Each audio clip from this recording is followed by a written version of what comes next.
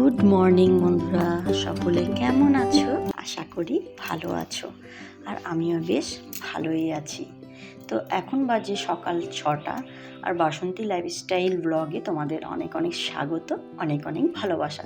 প্রতিদিনের মতন আমিও আজকেও তোমাদের কাছে ছোট্টখাট্ট একটা ভিডিও নিয়ে চলে এসেছি। আর এই সকাল থেকে যে কী কাজ দেখো বন্ধুরা, কীরকম কাজ চলছে, কত কত মানে কাপড় জমা হয়েছে। কারণ কয়েকদিন তো বৃষ্টি পড়ছিল, তো বৃষ্টির জন্য পরশু দিনেও কাচা হয়েছিল, কিন্তু ভালোভাবে শুকাতে পারছিলাম না। তো কালকে একটু রোদ দিয়েছিল বলে একটু শুকাতে পেরেছে। তো আজকে দেখো একটুখানি কিন্তু সুন্দর রোদ দিয়েছে। তো আজকে ভাবলাম যে চলো, আজকে যখন রোদটা দিয়েছে তখন সব যত আছে কাঁচা আমি কিন্তু কাচাকুচিগুলো করেই নিই। তো দেখো আমার আজকে ছাদ বাগানের নতুন অতিথি। এই ফুল তোমাকে এদের আগেও দেখিয়েছি, কিন্তু আজকে কিন্তু এই গাছটাই আমার নতুন। তো চলো আমি আবার নিচে চলে এলাম। আর ফুলগুলো দেখো কতটা সুন্দর হয়েছে, বৃষ্টির জল পেয়ে যেন তরতাজা হয়ে গেছে, দেখেছো? দেখো আবার একটা বেগুনও হয়েছে, ওটা দেখিইনি। আর শুশুনি শাকও হয়েছে, কিন্তু এই বৃষ্টির জলেই কিন্তু আবার শুশুনি শাকগুলো বেরিয়েছে। আর ফুলগুলো দেখো মনে হয় যে কতটা সুন্দর, তাই না? বাগানে ফুল থাকলে তার বাড়ির সৌন্দর্যই আলাদা হয়ে যায়। আমি তো রাত্রেবেলাতেও উঠে উঠে কিন্তু ফুল গাছগুলোকে দেখি। আর ফুলগুলো দেখো এত সুন্দর ফুটে আছে, যেন ঘর আলো করে আছে। তো চলো, এখন অনেকগুলো কাঁচা আছে আর ব্রাশও করতে হবে। তো চলো কাঁচাগুলো নিয়ে চলে যাই নিচে, কারণ কলের জল ধরে রেখেছিলাম আর ওপরে টেনে তুলে আনিনি। তাই ভালো আজকে চলো নিচেই কাছি। তোমরা তো দেখেছো আমি ছাদের ওপরে কাছি, তা আজকে কিন্তু আমি এখানে নিচেই কাচবো। তো নিচে নিয়ে চলে যাই। তাই ভাবলাম যে তোমাদের সাথে একটু শেয়ার করি যে আমার বাড়িটা সবাই কিন্তু যেভাবে দেখছো সেইভাবেই কিন্তু আমি থাকি। কারণ আমি একদম অতি সাধারণ থাকতে ভালোবাসি, আর অতি সাধারণেই আমি কিন্তু খুব খুশি। মানে বলে না যে অল্পতেই খুশি, সত্যি আমি অল্পতেই খুশি। তো চলো কাচাকুচিগুলো করে নিই, কারণ রৌদ্র উঠেছে। আর রৌদ্র উঠলে তো আমার সত্যি সব কিছুই মনে হয় যে রোদের মধ্যে দিয়ে দিই। আর ছাদটা আমার তো এমনও মনে হয় যদি ছাদটা খুলে যদি বাড়ির ভেতরে সব কিছু রোদে দেওয়া যেত তাহলে তো খুবই ভালো হতো।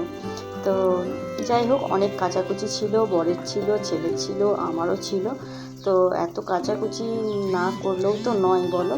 আর চাদর আমি 2 দিন পর পর কিন্তু পাল্টে দিই, কারণ চাদর, বিছানার বালিশের ওয়ার যদি তোমরা দেখবে 2 দিন পর পর যদি চেঞ্জ করো না, দেখবে মনটাও ভালো হয়ে যায়, ঘুমটাও কিন্তু খুব ভালোই হয়।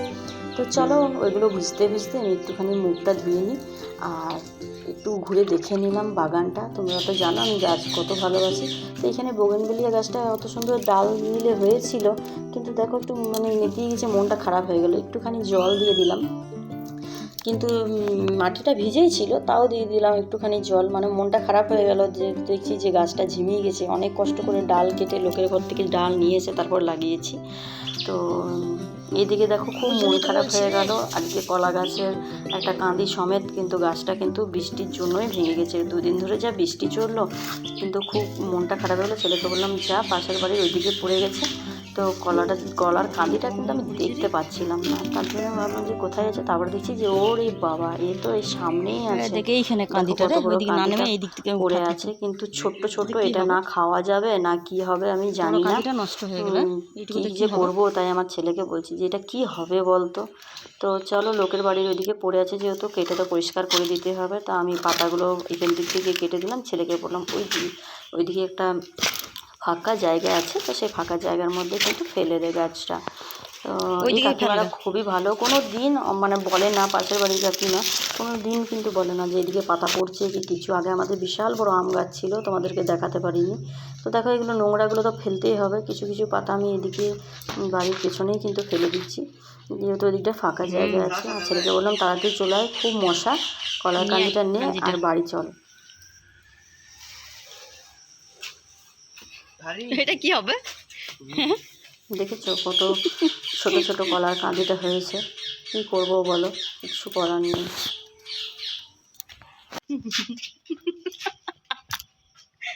দেখো অনুমান কলা।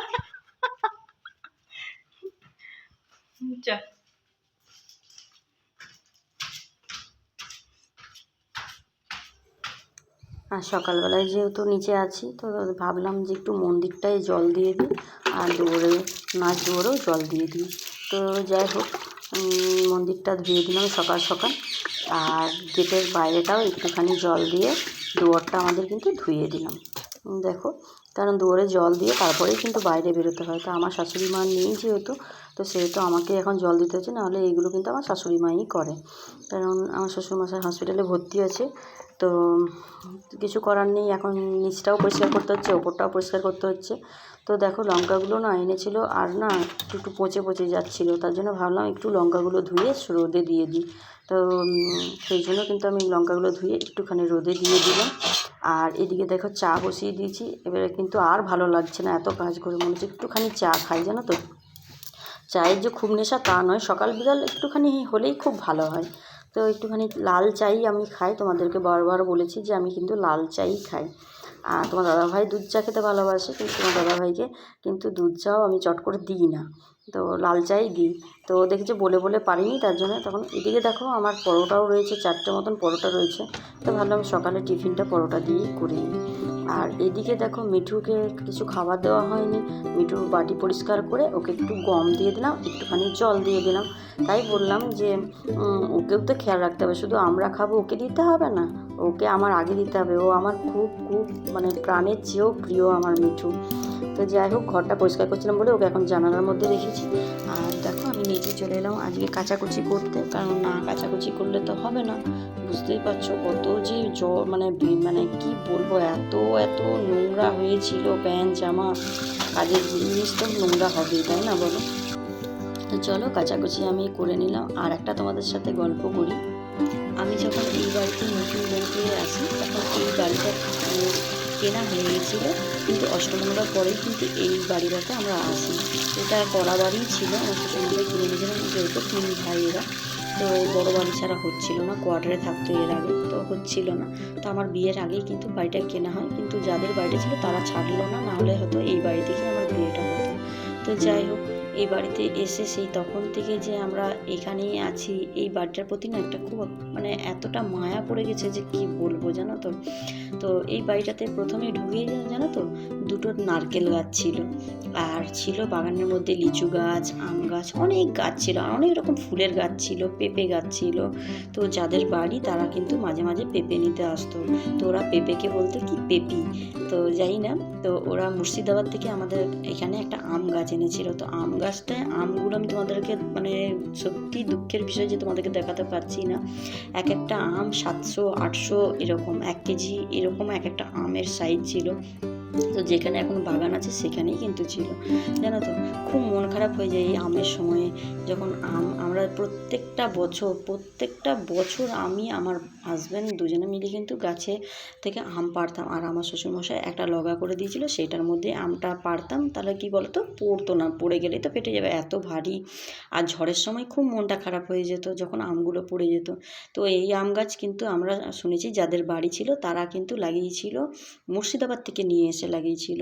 তো আমটা এত টেস্টি, মানে ওই রকম আম আমি আর পাই না। তো যাই হোক, আমার শ্বশুরমশাই এত গাছ পছন্দ করে না, আর তার জন্যই কিন্তু জানো তো, মানে আমি যত গাছ পছন্দ করি আমার শ্বশুরমশাই শাশুড়ি মাও পছন্দ করে, কিন্তু খুব একটা না। কিন্তু মানে কি বলবো, আমি যত পছন্দ করি আমার শ্বশুরমশাই ততটাই অপছন্দ করে গাছ লাগানো। তো যাই হোক, এই নিয়ে অনেক দ্বন্দ্বও হয় আমাদের মধ্যে। আর দেখো 2টো নারকেল গাছই কিন্তু আমাদের কেটে দিয়েছে। এই যে এই নারকেল গাছটা দেখছি, এটা কিন্তু আমাদের বাড়ির নয়, এটা পাশের বাড়িতে। আমাদের এখানে কিন্তু নারকেল গাছ খুব ভালোই হয়, আম গাছ নারকেল গাছ খুব ভালো হয়। আর আম গাছটাও কিন্তু কেটে দিয়েছে। তো আমার খুব মন খারাপ হয়ে যায়, জানো তো গাছ। তাই আমি দেখো ছোট ছোট একটা জবা গাছ থেকে লাগানো শুরু করেছিলাম। সেই জবা গাছটা একটা জবা মানে লাল জবা দিয়ে বজরংবলীর পুজো করতাম, তাই লাল জবাটা খুবই আমার দরকার ছিল। তো বিশ্বাস করো, লাল জবা লাগাতে লাগাতে এখন অনেক রকমের জবা আমার কিন্তু বাড়িতে লাগানো হয়েছে। তোমরা তো দেখো প্রতিদিন তোমাদের সাথে কিন্তু ছাদ বাগান আমি শেয়ার করি। তো এই হচ্ছে আমার আজকের গল্প। আর একটা দেখো, যে তোমাদেরকে প্রথমেই যে ফুলটা দেখিয়েছিলাম, আমি বলেছিলাম যে আমার বাগান বাড়িতে কিন্তু একজন অতিথি এসেছে। তো সেটাই এই গাছটাই হচ্ছে মাদার গাছ। এই গাছের ডাল যখন একটা ভেঙে গেছিলো, তো আমি এটা যত্ন করিনি, এমনিই পুঁতে দিয়েছিলাম, কিন্তু এই গাছে আজকে কিন্তু নতুন ফুল ফুটেছে। তাই বললাম যে আজকে আমার ছাদ বাগানের কিন্তু নতুন অতিথি এসেছে। দেখো গাছ ভরে কলকে ফুল হয়েছে। আর অ্যালমন্ডাগুলো দেখো কত সুন্দর হয়েছে, কত সুন্দরই না এরা, ফুলের মতন সুন্দর কিছু হয় না। তো দেখো, আর নিজের হাতে মানে ডাল থেকে কেটে গাছ লাগানো আর গাছ কিনে এনে গাছ লাগানো দুটোর মধ্যে অনেক তফাৎ আছে। প্রত্যেকটা গাছ আমার কয়েকটা হয়তো কেনা আছে, তাছাড়া কয়েকটা বলতে হয়তো দুটো কি তিনটে হবে, তার থেকে বেশি কিছু না। কিন্তু নিজের হাতে দেখো, আমি দেখো ডাল কেটে লাগিয়েছি, এই দেখো একটা পাতা বেরিয়েছে, দেখেছো? এইভাবেই কিন্তু আমি গাছের চারা রোপণ করি। তো এইদিকে দেখো ড্রাগন ফলের গাছটা একটা ডাল ভেঙে গেছিলো, সেখান থেকে লাগিয়েছে। তো দেখো দুটো তিনটে কিন্তু ডাল বেরিয়েছে নতুন করে। আর এটা হচ্ছে গন্ধরাজ ফুলের গাছ, এটা কিন্তু লেবু নয়, ফুলের গাছ। তো গাছটা কতটা সুন্দর হয়েছে দেখেছো? ডাল ছোট ছেলের মতন ভাব যায় না গিয়ে, দেখ কোনা তো বসে আছে, এই দেখ টিটু দরজা খুলে চলে এলো।